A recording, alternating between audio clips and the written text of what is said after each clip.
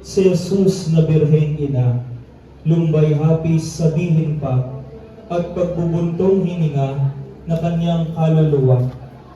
Dibdib ay halos mawalat ng sakit at madlang hirap. Lubhay baha ay katulad ng pagtangis at pagtiyak. Ito ang ipinangungusap. O maliwanag kong araw at maalindog kong buwan, aba bituin kong malinaw, liwanag mo'y nahalinhan ng dilim ng kasakitan. Ang imahen po ay nasa pangangalaga ng apostolado ng panalangin ng ating parokya sa pangunguna ni Sister Choling Ramirez at ang mga miyembro. Maraming salamat po.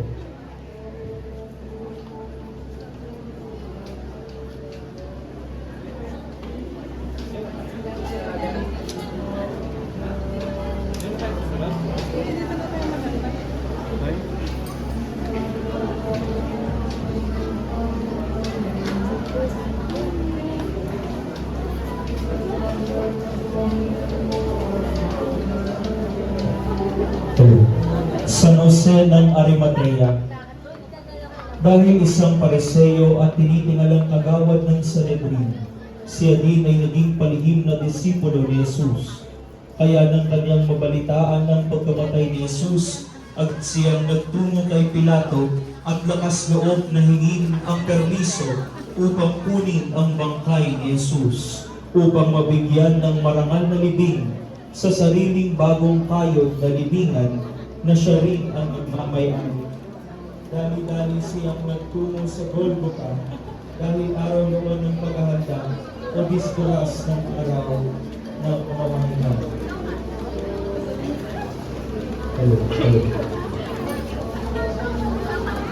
Ang imahen po ay nasa pangangalaga ni Mr. and Mrs.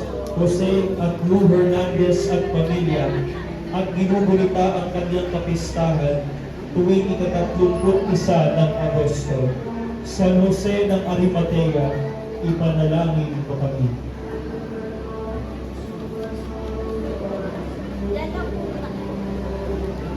San Matias Apostol, ayon sa aklat ng mga gawa ng mga apostol, nang nakaakyat na sa langit si Jesus, nangailangan ang 11 apostol nang hahalili kay Judas Iscariote na nagkanulo kay Jesus.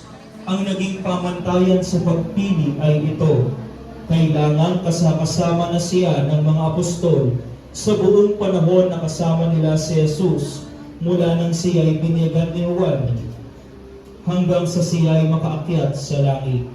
Dalawa ang pumasa sa pamantayan, at ito ay sina San Jose Barsabas Justo at si San Matias. Nanalangin sila sa Panginoon kung sino sa dalawa ang hihirangin, at sa pamamagitan ng palabunutan, si Matias na nga ang napili. Ayon sa tradisyon, siya ay nangaral sa Cappadocia na ngayon mas kilala bilang Central Turkey. Ang kanyang hawak na palakol ay simbolo ng kanyang pagkamartir, kung saan pinaghati-hati ang kanyang katawan at pinugutan ng ulo dahil sa pananampalataya. Ang imahen po ay nasa pangangalaga ni na Sister Alice Austria Martinez at pamilya, at ginugulita ang kanyang kapistahan tuwing ika-14 ng Mayo. San Matias Apostol, ipanalangin mo kami.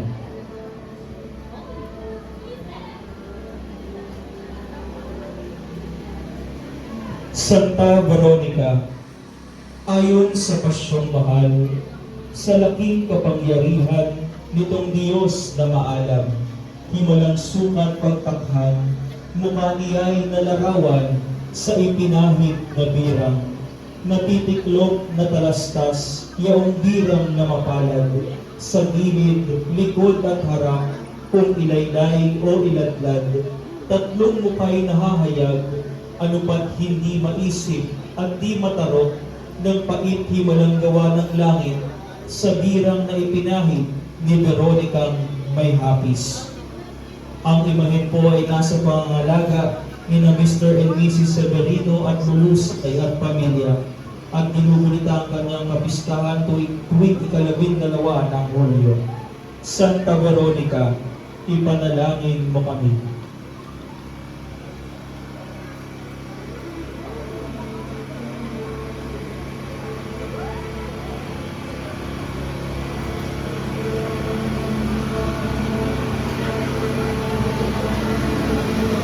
Santa Marta ng Betania,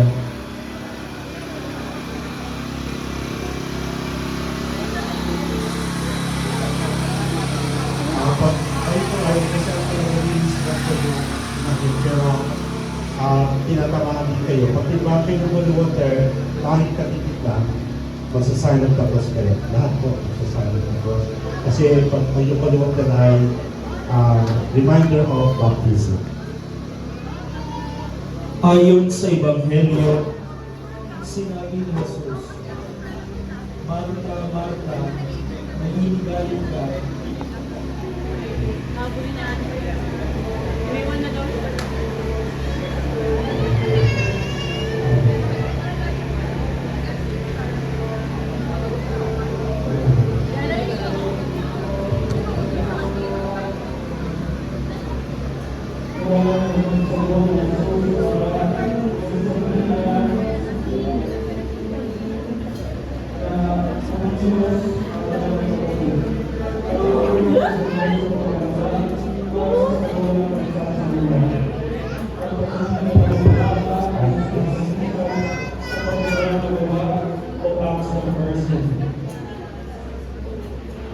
napawang para sa ating kapwa dahil ng pagpapakain sa nagugutom, pagdadamig sa walang sakit, pagdalaw sa sakit ni Sister Feli Yarenas at ginugunita ang kanyang kapistahan tuwing ika-29 ng Hulyo. Santa Marta ng Betania, ipanalangin mo kami.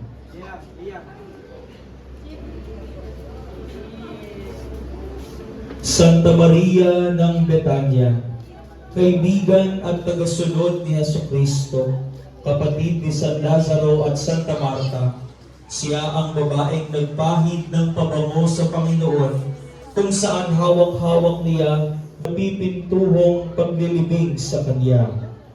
Ang imahen po ay nasa pangangalaga ni na Mr. and Mrs. Arnel at Richel Formalejo at pamilya, at ginugunita ang kanyang kapistahan tuwing ika-29 ng Hulyo.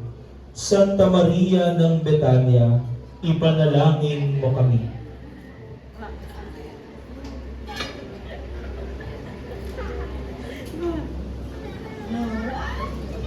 San Lazaro ng Betania, matatandaang siya ang kaibigan ni Jesus na muli niyang binuhay mula sa kamatayan dahil sa kanyang karamdaman. Isa siya sa kilalang magkakapatid sa ika-5 linggo ng Kwaresma ay binabasa ang Ebanghelyo ni San Juan patungkol sa pagbuhay ni Jesus kay Lazaro, kung kaya tinatawag din itong Domingo de Lazaro. Ayon sa tradisyon, siya ay nangaral sa Pransya, kung kaya't ang simbolo niyang tangan ay isang bakulo o minsay naman telang puti. Ang imahen po ay nasa pangangalaga ni na Mr. 29 ng Hulyo. San Lazaro ng Betania, ipanalangin mo kami.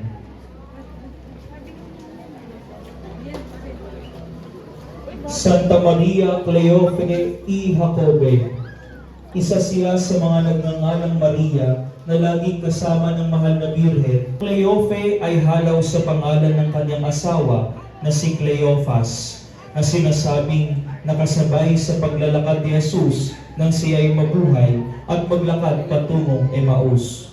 Ayon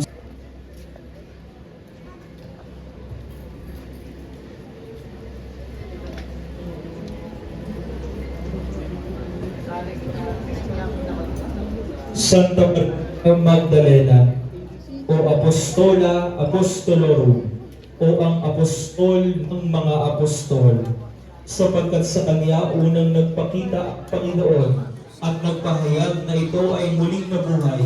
Si Maria na taga Magdala ng Confraternity of Our Lady of Guadalupe sa pangunguna ni Sister Nelian Haralde. at ginugunita ang kaniyang kapistahan tuwing ika-22 ng Hulyo. Santa Maria Magdalena, ipanalangin mo kami.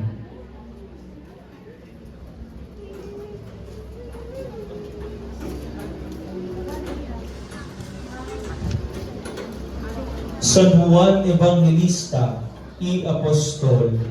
Si San Juan ay isa sa 12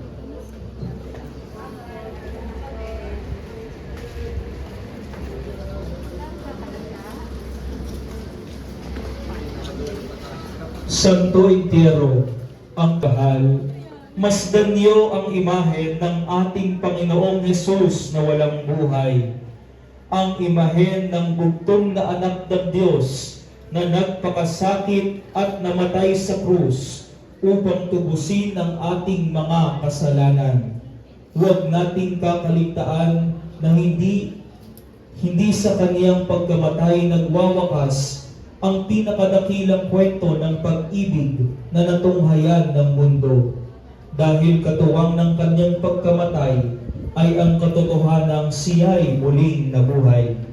Gayon din naman, sa kanyang muling pagbabalik sa huling paghukom, tayo rin ay bubuhayin upang makapiling ng Ama. Ang imahen ay Mater Dolorosa o ang Birheng Nagdadalamhati. Ang huling karosa, ang Birheng Nagdadalamhati o Birheng Puno ng Hapis. Pagtitiis, igawad mo sa amin ang taik na pagsunod sa kanyang utos at tunay na pagsisisi sa kasalanan, kagalingan, kapayapaan at katahimikan ng aming bayan.